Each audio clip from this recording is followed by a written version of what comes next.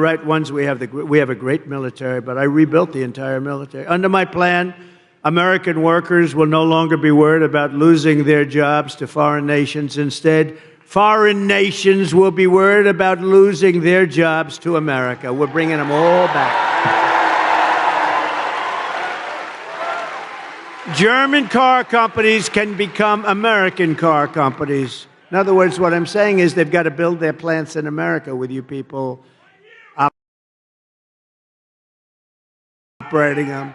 We can beat China in electronic production. We will, too, using a very similar form, actually a better formula than they have. Manufacturers that have left us will come sprinting back to our shores. Here's the deal that I will be offering to companies and manufacturers all around the planet. We're going to be going after their companies for the first time ever. They've been ripping us off for years, but that's not going to happen anymore. The United States will give you the lowest taxes, the lowest energy costs, the lowest